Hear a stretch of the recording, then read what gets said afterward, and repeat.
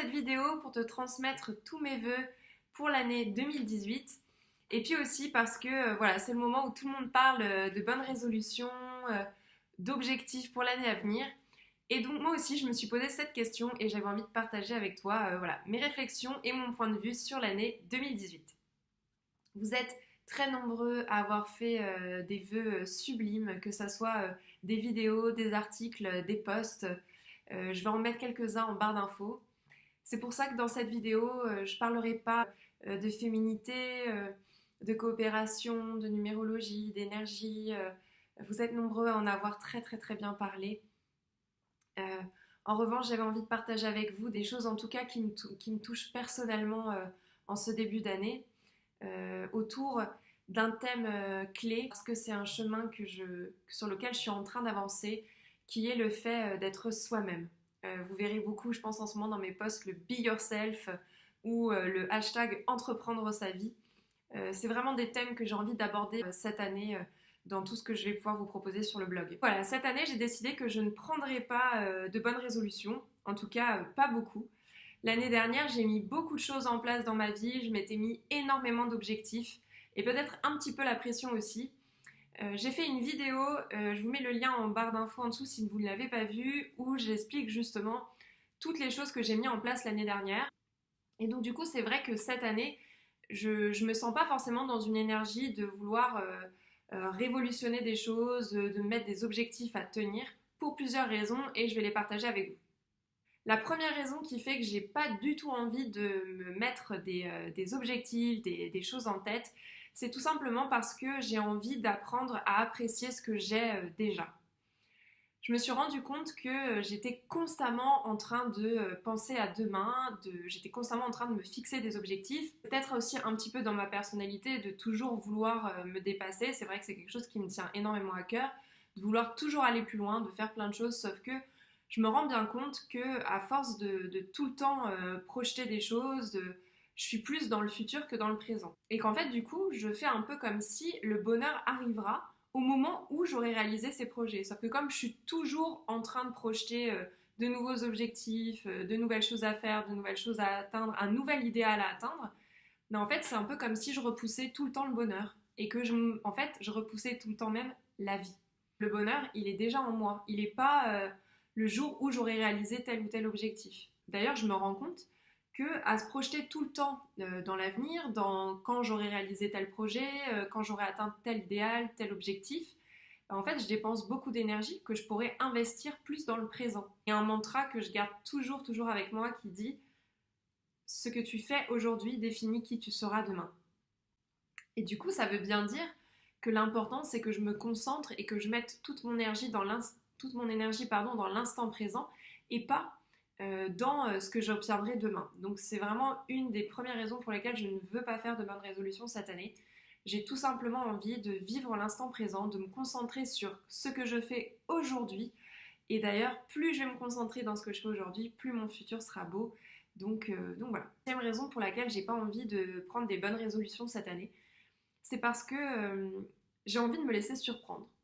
Je pense que l'univers sait très bien où on doit aller, que la vie est extrêmement bien faite.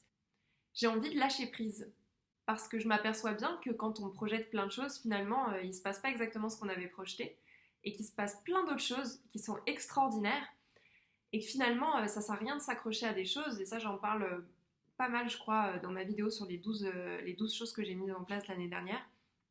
C'est que plus on va s'accrocher à des choses, plus finalement on bloque la possibilité à ce que certains chemins se fassent d'une façon qu'on n'avait pas imaginée et au fait auquel finalement on ne reste pas ouvert parce qu'on s'accroche à quelque chose d'autre. Et je me rends compte qu'à chaque fois que je projette quelque chose auquel je tiens, mais que je laisse l'univers répondre à ma prière, et bah ça se met en place naturellement. Mais donc cette année, j'ai compris que même si on a des objectifs, faut se laisser faut laisser être ouvert. Et cette année, j'ai envie de donner carte blanche à l'univers et de lui dire vas-y, fais-toi plaisir, je te fais confiance, je sais que tu me mettras là où il faut que je sois. Donc voilà, j'ai envie vraiment de faire confiance. Donc voilà les raisons pour lesquelles j'ai pas envie de me fixer trop de bonnes résolutions cette année. En revanche, J'ai envie de vous souhaiter plein de belles choses. Vous m'avez énormément soutenue cette année. Tous vos messages, les commentaires que vous me laissez, tout ce que vous faites au quotidien, pour moi, ça compte énormément, énormément. Ça me booste, ça me donne de l'énergie, ça me donne envie de continuer à faire ce que je fais.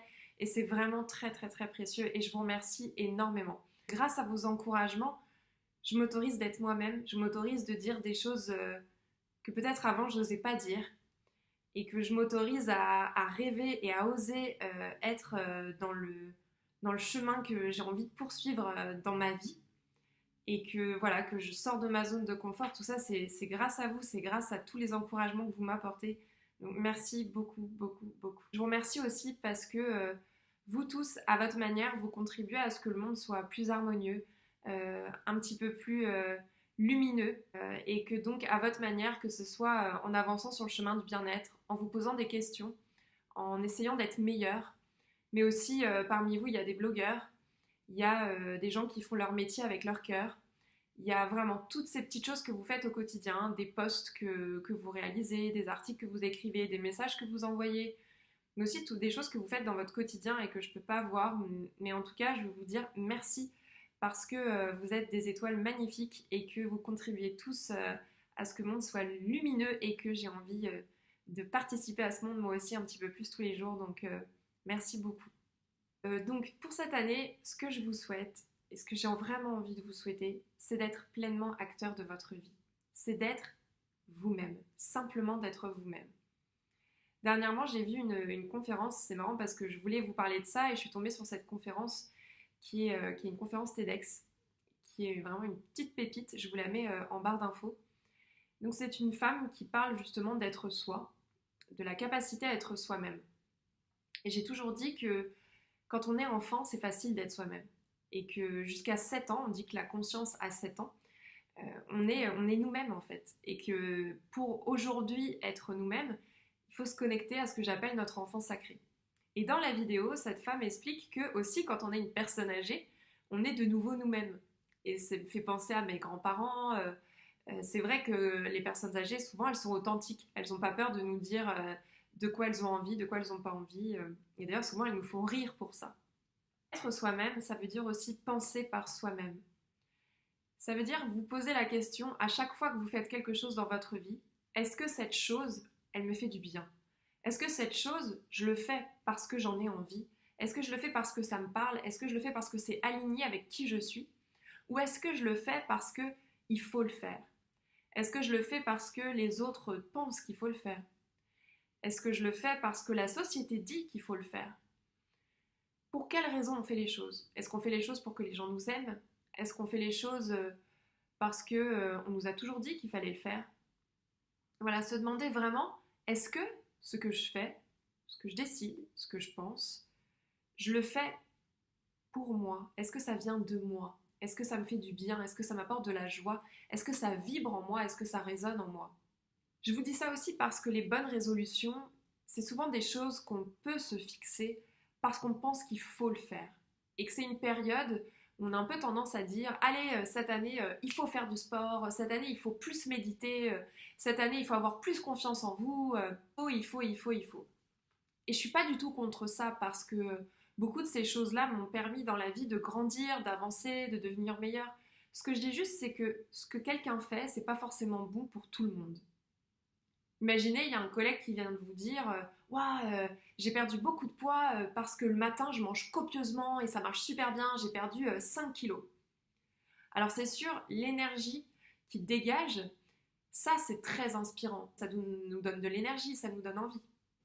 En revanche, la méthode que la personne a utilisée, notre collègue, elle n'est pas forcément celle qui nous convient le mieux. Si cette personne elle a perdu du poids parce qu'elle elle mange bien le matin, pardon, mais que vous n'avez pas faim, ne vous forcez pas à faire la même chose. Il n'existe pas une façon d'être heureux, il n'existe pas une façon d'être bien, il n'existe pas une façon d'avoir du succès. Ce qui compte, c'est que vous trouviez votre propre chemin, votre propre façon de vous transformer. Et c'est là que vous allez réussir, c'est là que vous allez être heureux, c'est là que vous allez vous épanouir. Même si le fait de faire plus de sport, de méditer, d'avoir une hygiène de vie plus saine, etc., tout ça, ça m'a fait avancer. Mais ce qui a fait que j'ai avancé, c'est pas de méditer de telle heure à telle heure, de manger plus de légumes. Ce qui m'a fait avancer, ce qui m'a fait grandir, c'est d'être dans la recherche. C'est d'être dans la recherche de ce qui me procure du bien, d'être dans la recherche de ce qui me respecte, d'être dans la recherche de ce qui me fait vibrer. C'est cette recherche, cette quête, en fait, finalement, de moi-même qui m'a fait avancer. C'est le fait d'aller à la rencontre de soi-même qui fait avancer. Alors après, il y a plein de techniques, il y a plein de moyens.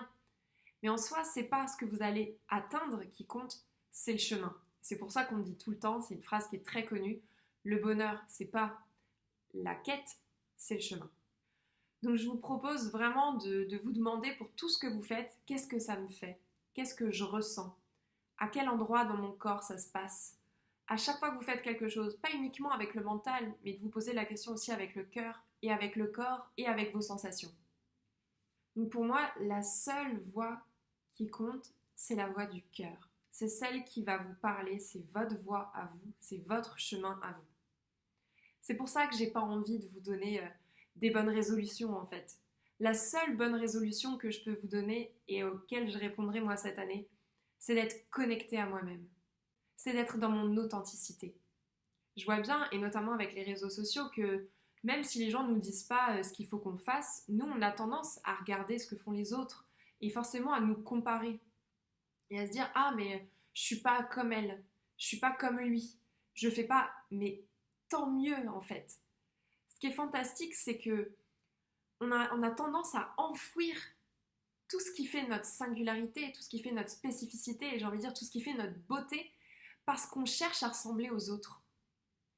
Alors quand je dis ressembler aux autres, c'est vraiment de peser tel poids. Celui-ci, c'est un exemple qui est facile parce que le diktat de la minceur, c'est quelque chose qui est très présent dans nos sociétés. Mais ça peut être sur tous les domaines en fait. Vous voyez bien, quand quelqu'un réussit, on dit qu'il est unique. Pourtant, on cherche tous à se ressembler. Ce qui est beau et ce qui fait qu'on s'épanouit, c'est simplement qu'on laisse nos différences, notre spécificité, notre unicité être, qu'on offre au monde notre authenticité. Ce que je vous souhaite cette année, c'est d'être connecté à vous-même, d'être dans votre authenticité. Vous êtes des joyaux, vous êtes des lumières magnifiques. Je vous souhaite de briller de toute votre lumière. Vous êtes de merveilleuses étoiles. Je vous aime très très fort. Je vous souhaite une merveilleuse, merveilleuse année 2018 et je vous envoie tout plein de good vibes. À très vite.